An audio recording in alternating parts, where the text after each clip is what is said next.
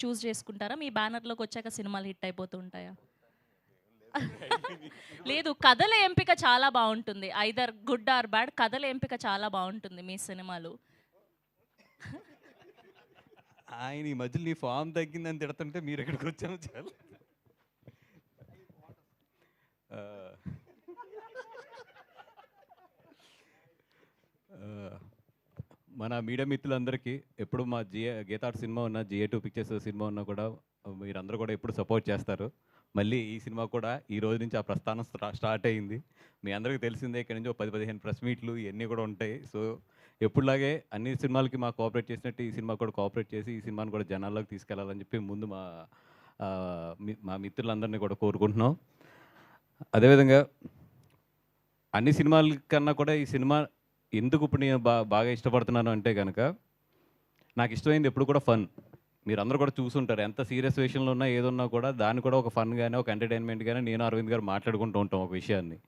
మాకు ఏదన్నా వర్క్ నుంచి రిలీఫ్ ఉందంటే గనక ఆ ఎటకారం, ఆ జోక్‌లు, ఒక సీరియస్ సిట్యుయేషన్‌లోంచి కూడా ఒక పాజిటివ్‌నెస్ తీసుకొని దాని నుంచి ఎదరికి తీసుకెళ్తాం అనేది అరవింద్ గారి దగ్గర నుంచి నేను చాలా నేర్చుకున్నానది.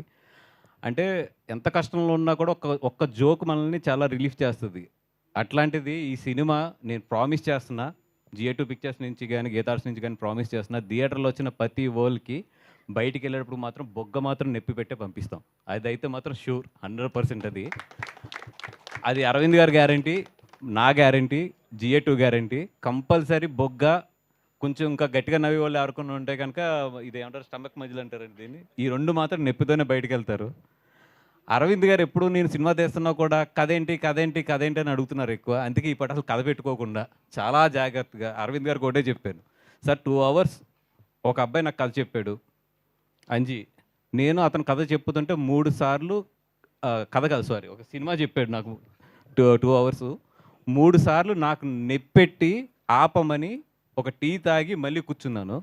ఫస్ట్ టైమ్ సార్ నాకు ఒక కథ ఇని 2 రోజులు నాకు ఇక్కడ పెయిన్ వస్తుంటే ఆ సినిమా అంటే పెయిన్ వస్తుంటే అతను తలుచుకున్నా అమ్మ ఎంత నవ్వించాడురా బాబు అని చెప్పి. నేను నవ్విన దాంట్లో ఒక 50% థియేటర్‌లో 100% నవ్వినా కూడా ఈ సినిమా చాలా పెద్ద హిట్టు. సినిమాని చూశాను రీసెంట్‌గా. ఎందుకంటే నేను ఎలక్షన్ బిజీలో ఉన్నా, ఎంత బిజీలో ఉన్నా కూడా చైతన్య గారు మాకు ఏమో ఎవరు అంత గట్టిగా నవ్వారు? నిజంగా బిజీగా ఉన్నాయి బాబు ఎలక్షన్‌లో పని చేశాను నేను. చైతన్య గారు అంటే నాకు నిజంగా ఈ సినిమాకి ఒక బ్రదర్ లాగా ఆయన సపోర్ట్ చేసుకుంటూ వచ్చారు. నిజంగా చైతన్య గారు లేకపోతే గనక ఈ ఈ సినిమాకి నేను పెంచిన వడ్డీలు గాని, నా వల్ల లేట్ అయిన వల్ల అయిన ఖర్చు గాని ఇయన్నిట్లికి అరవింద్ గారు ఈ పాటికి నన్ను 2 సార్లు చంపేసేవారు. నిజంగా చైతన్య గారు నేను లేకపోయినా కూడా నా ఆబ్సెన్స్‌లో ఆయన ఉండి నేను ఎలాగైతే అరవింద్ గారికి ఒక సినిమా విషయంలో సపోర్ట్‌గా ఉంటానో, అలాగే నాకు ఆయన మొత్తం సపోర్ట్‌గా ఉండి ఎడిటింగ్ గాని, లేతే మన అంజి గారికి ఆయన ఫస్ట్ సినిమా చేస్తున్నారు కాబట్టి త్రూ ఔట్ ఆయనతో సపోర్ట్‌గా ఉండి వాళ్ళిద్దరు డిస్కస్ చేసి ఈ సినిమాని ఈరోజు ఇంత బాగా బ్యూటిఫుల్‌గా మీరు చూస్తున్న విజువల్స్ గానీ, మీరు చూస్తున్న ఒక ఆర్ఆర్ గానీ, ఈ అన్ని విషయాల్లోని కూడా వాళ్ళిద్దరూ చాలా సింక్ చేసుకుంటూ, కోఆర్డినేట్ చేసుకుంటూ కూడా ఈ సినిమాని చాలా ఎదరకు తీసుకొచ్చారు.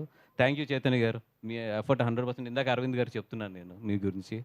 అంజి ఆహ్, అంజిని చూస్తేనే నాకు నవ్వొస్తదండి. అంత అంత కామెడీ చేస్తాడు. అంత ఎటకారం ఉంటది మనిషిలోని. ఇంకా స్క్రీన్‌లో అయితే వాళ్ళ ముగ్గురు మధ్యలో సీన్స్ అయితే 100% థియేటర్‌లో పడి, పడి, పడి నవ్వుతారు. దాంట్లో అయితే ఎటువంటి నాకే ఐయామ్ ష్యూర్ ఈ సినిమా 100% బయటకొచ్చిన తర్వాత ఏదైనా గుర్తుంటదంటే మాత్రం మీరు నవ్వుకునే ఇన్సిడెంట్లు, అలాగే ఇన్‌స్టా మేమర్స్ గానీ, మేమర్స్ అందరూ కూడా మంచి కంటెంట్ దొరుకుతది సినిమాలో. మీరందరూ కూడా బాగా చూడండి. మమ్మల్ని బా ఆడుకుంటారు కూడా. ఆడుకోండి ఏం పర్వాలేదు. అండ్ మా నాని నితిన్ గారి గురించి అంటే ఈ కథ చెప్పినప్పుడు ఆయన దగ్గరికెళ్ళి చెప్తున్నామంటే, ఓకే. డైరెక్టర్ గారు అడుగుతున్నారు కదా! ఎళ్లి చెప్పండి అనుకున్నాను గానీ, ఎందుకంటే ఆయన ఒప్పుకుంటారా లేదా అనేది నా మైండ్‌లో చాలా డౌట్ ఉండేది. ఎందుకంటే ఈ కథలో ఒక హీరోతో పాటు మిగతా 2 క్యారెక్టర్‌లు ఏదైతే ఉన్నదో చాలా హై జర్నీ ఉంటుంది. ఆయన అప్పటికే మ్యాడ్ ఆడుతుంది. మ్యాడ్ చాలా బా వస్తుందని విన్నాను. సో, డెఫినిట్‌గా మ్యాడ్ బా వస్తుందని విన్నాను కాబట్టి డెఫినిట్‌గా నెక్స్ట్ ఏదో పెద్ద సినిమా చూస్తారు. ఆల్రెడీ కొంచెం పెద్ద బ్యాక్‌గ్రౌండ్ ఉంది. అన్నీ ఉన్నాయి కాబట్టి డెఫినిట్‌గా పెద్ద సినిమా, హై బడ్జెటెడ్ సినిమా ఏదో చేస్తారు చూస్తారనుకున్నా. కానీ ఆయన ఎప్పుడైతే కథ నచ్చిందన్నారో నేను సర్ప్రైజ్ అయ్యి ఆయన ఇంటికెళ్ళి అడిగాను. సార్ మీరు మొత్తం విన్నారు కదా! హార్ట్‌ఫుల్‌గా 100% మీరు ఈ సినిమా నచ్చిందా ఏంటి అని అడిగితే ఆయన ఒకే ఒక మాట చెప్పాడు. ఈ రోజుకి గుర్తు. సార్ ఈ సినిమా బావుంది. నేను అప్‌కమింగ్ హీరోని.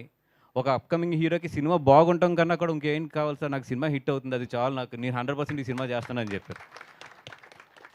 ఆ విషయం చెప్తున్నప్పుడు నాకు నిజంగా ఒక సూపర్ ఇన్సిడెంట్ గుర్తొచ్చింది నాకు. రేసుగుర్రం ఇన్సిడెంటు. బన్నీ గారు నేను క్లైమాక్స్ చూసిన తర్వాత ఎవరు అక్కడ ఉన్న ఒక పెద్దాయన, ఒక అసోసియేట్ ఒక ఆయనొచ్చి, "సార్, బ్రహ్మానందం గారు మీతో ఈక్వల్‌గా ఉన్నారు క్లైమాక్స్‌లో" అన్నారు. అంటే ఈయన చాలా అప్పుడేంటంటే ఒక నవ్వు ఉంటది బన్నీ గారి దగ్గర. ఆయన నవ్వుతా చాలా సింపుల్‌గా ఏం చెప్పాడంటే, "సినిమా బావుందా లేదా?" అన్నాడు ఆయన. అంటే చాలా బావుందండి. అయిపోయింది అక్కడితో. అది బ్రహ్మానందం అయినా, నేనైనా ఏదైనా కూడా సినిమా హిట్ అయితే చాలు, దట్స్ వాట్, అక్కడి వరకు ఆలోచిస్తానని చెప్పాడాయన. నిజంగా ఆ మాట చాలా పెద్ద మాట అది. ఏంటంటే ఒక ఒక ఎనీథింగ్ దేనికన్నా కూడా ఒక సినిమా అనేది ఎంత ఇంపార్టెంట్ అనేది నిజంగా మరి నితిన్ గారికి ఎలాగా తెలిసిందో కానీ అది చాలా బాగా ఆ రోజు మాట అలా గుర్తుండిపోయింది నాకు. అండ్ ఇంకా ఎదరెదర చాలా ఫంక్షన్స్ ఉన్నాయి కాబట్టి ఎక్కువ మాట్లాడి బోర్ కొట్టించుకోండి. ఈ ఈ మా అజయ్ గురించి చెప్పాలి ఈరోజు మెయిన్ అయితే. అజయ్ అర్సాడ. 'మిస్సింగ్' సినిమా అనే ఒక సినిమా చూశాను. దాంట్లో ఆర్ఆర్ గురించి నిజంగా చాలా బాగా ఫీల్ అయ్యి నేను ఆ రోజే పిలిచి, నేను డెఫినిట్‌గా నీతో ఒక సినిమా చేస్తానన్నాను. తర్వాత అతనితో చాలా సార్లు మాట్లాడి మొన్న తీసుకొచ్చి ఈ సినిమా ఆర్ఆర్ చేయమని అడిగి, అదే ఆర్ఆర్ నచ్చడంతో అతనితో ఇంకో 2 సాంగ్స్ కూడా చేయించుకున్నాం ఇమ్మీడియేట్‌లీ. నిజంగా ఎంత హ్యాపీగా ఉందంటే నాకు వర్కు. పక్క రూమ్‌లోకి తీసుకొచ్చాడు మొత్తం తన సిస్టమ్ అంతా కూడాను. మామూలు జనరల్‌గా ఏంటంటే మేము ఒక ఆర్ఆర్ చేయించుకోవాలంటే కేరళ ఎళ్తామో, లేదా చెన్నై ఎళ్తామో, చాలా చాలా ట్రావెల్ చేయాలి. ఆ లాస్ట్ మినిట్ హెక్టిక్స్ ఇయన్నీ ఉంటాయి. అట్లాంటిది ఈరోజు నా ఆఫీస్ రూమ్‌లో పక్కన కూర్చొని మొత్తం అంతా కూడా చేసి నాకు నీట్‌గా ఏదో వేడి వేడి బజ్జీలు తీసుకొచ్చినట్టు ప్రతి సీన్ కూడా తీసుకొచ్చి చూపించేస్తున్నాడు నాకు. నిజంగా థ్యాంక్ యూ అర్షద్. నాకు చాలా స్ట్రెస్ పని తగ్గించారు మా అందరికిని. అండ్ డెఫినెట్‌గా హైదరాబాద్‌లో ఉన్న మ్యూజిక్ డైరెక్టర్స్ అందరూ ఎంత మంచి జర్నీ చేశారో ఇప్పటి వరకు. ఇంకో మ్యూజిక్ డైరెక్టర్ కూడా మన ఇండస్ట్రీకి హైదరాబాద్ నుంచి యాడ్ అవుతున్నాడు. నిజంగా ఒక థ్యాంక్ యూ సో మచ్. ఇది అండ్ ఇంకెవరన్నా సురేష్ బేబీకి రాశారు. ఇప్పుడు ఆయనకి కూడా రాశారు. మంచి హ్యాండ్. డెఫినెట్‌గా ఈ సినిమా కూడా అంత హిట్ అవ్వాలని నేను కోరుకుంటున్నాం.